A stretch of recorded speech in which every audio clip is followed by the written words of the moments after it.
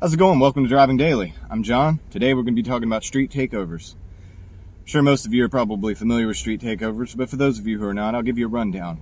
Essentially, it is a group of people with a mob mentality that take over a street intersection, entire street, or a parking lot and form a human shield to block out the police and regular traffic from coming through there.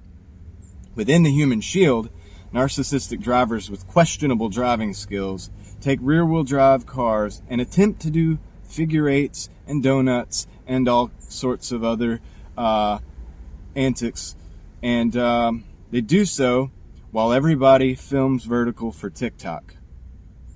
And and occasionally you'll have people who come in from the outskirts of the human shield and they come into the middle to see if they can get some footage and see how close they can get without getting hit.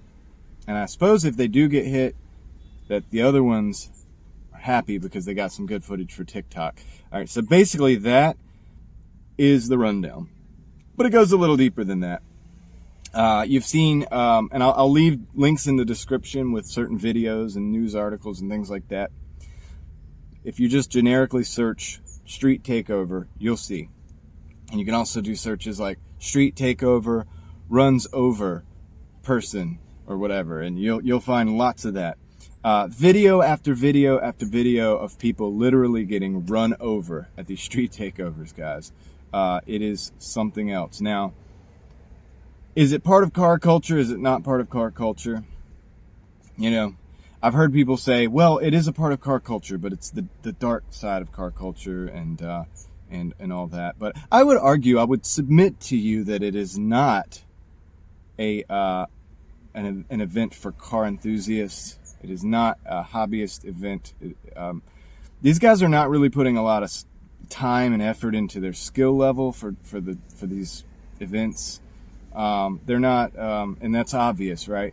They're not passionate about the car community, because street takeovers is probably one of the worst things for the car community. Guys, if you know me, then you know that I believe cars and freedom are deeply connected.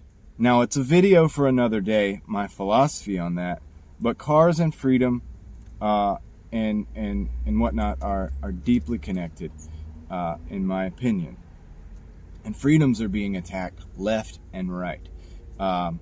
And so, since that is the case, you know, cars are no different. These car takeovers in their iteration today, now I don't know what they were 30, 40, 20, 10 years ago, but right now, the way they are, that is what's going to be used. They're going to point at that and say, that is why we can't have modified cars. That is why we can't meet in a parking lot, you know, and have 5 or 6 modified cars together cruising down the road. And that, you see where I'm going with this?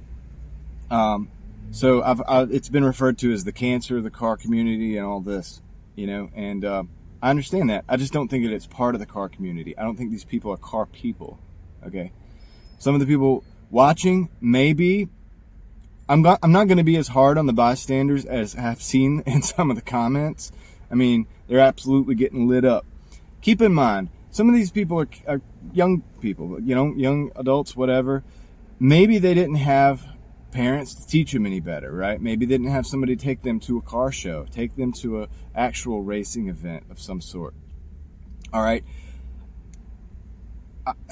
I'm with you on some of that, but to a degree, I kind of want to reach out and be like, hey, look, there's better things in life. Stop going to those events, because what you're doing is kind of participating in something that's ruining it for the rest of us. And you say, well, John, aren't you a street car scene guy? Didn't you like get into cars, you know, in the street scene, and there was street racing in that era and all that stuff? And you would be right. In the early 2000s, I spent a lot of time, I mean, every weekend and even the weekday meets, you know, at parking lots, at sometimes huge car meets. I mean, there was times where there might be 200-300 cars in a parking lot together.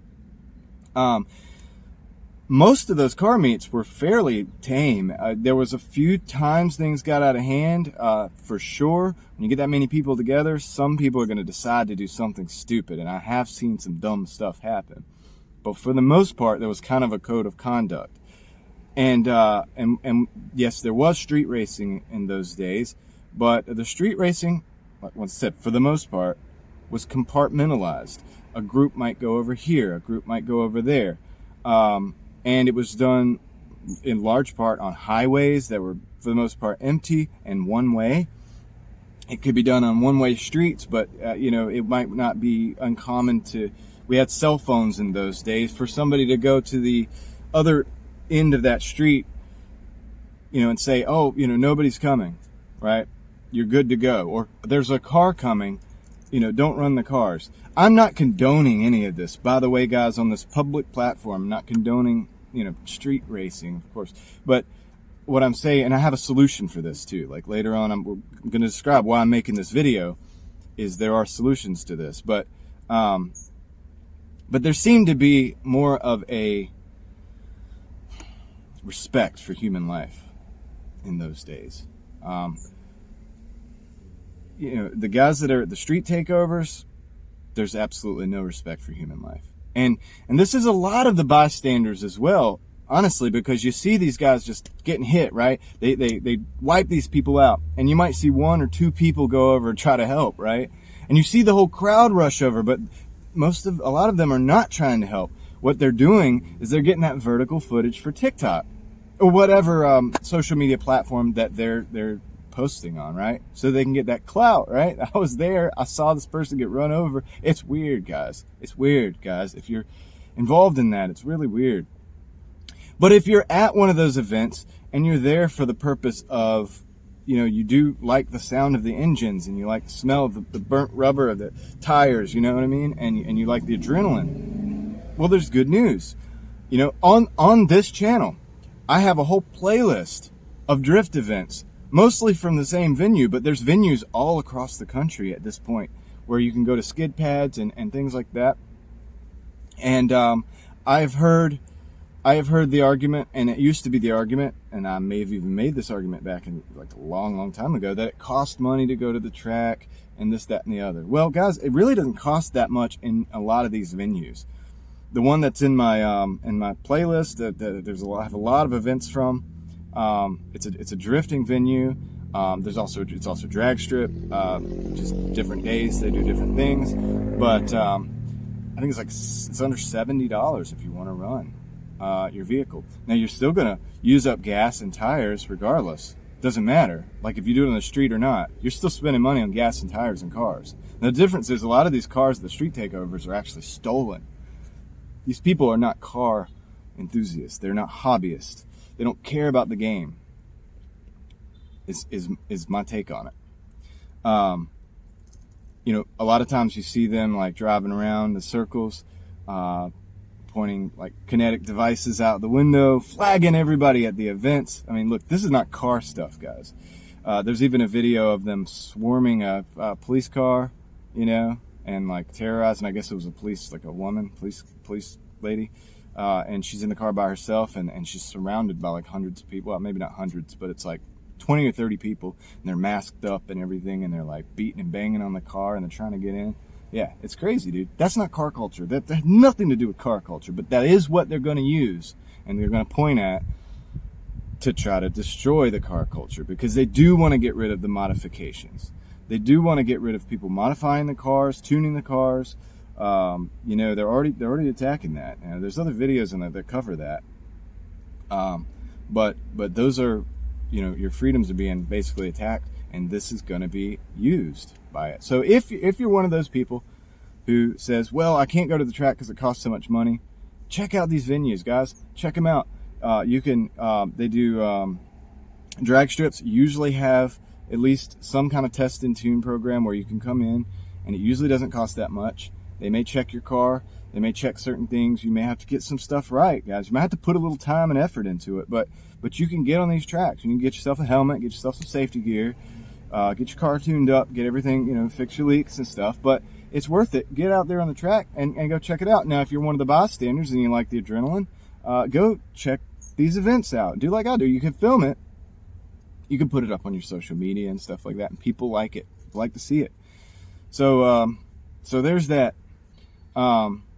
Yeah. So that's my take on street takeovers. For the most part. What's your take on street takeovers? If you're sitting and you're watching this, there's a lot I could get into. Obviously, I could talk about this for probably about an hour, but I'm going to keep the video, reasonable.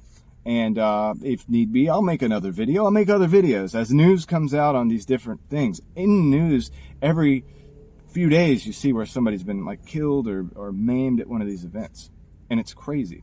It's like they hit the person and they just keep driving. These guys are narcissistic.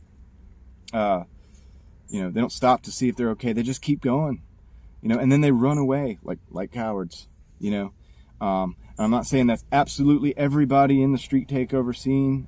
There's probably some people in there just at the wrong place. You just haven't been directed to the right place. I'm directing you to the right place. This is that video. If you're watching and you're still watching, which you're probably not, go to these venues, check it out. It's not that expensive, okay? And it's worth it, all right? And, you don't have to worry about jail time. You don't have to worry about all these things, So that's my take on it. Let me know your take on it in the comments. What do you think of street takeovers? Do you attend street takeovers? Would you like to defend them? Please do. I would love to see that. I'd love to see the dialogue. Are you absolutely against them? Or do you think they are kind of car culture? Are they not? Is it just people acting a fool and they happen to be using vehicles? Kind of what I think. I think vehicles are being used, but vehicles are used in like all kinds of things. Is a bank heist car culture because they use a getaway car? You know what I'm saying? I'm kind of in that line of thinking with this whole thing, but I want to hear what you guys have to say. Like the video, comment if you would. Let's push this out there. I will make another one if I have to, going into some further details on. I'll make another video on some of the car meets from back in the day. Can't get into too many details, but I can probably paint a picture of how things were. We could take the good from everything, and maybe one day I will get back into going out to car meets again. But in today's culture, I'm definitely not going to be going. You're not going to see me at a street takeover. You may see me at one of these tracks, one of these venues, skid pads or something like that, though. So see you out there. Till next time, I appreciate each and every single one of y'all. I'm out.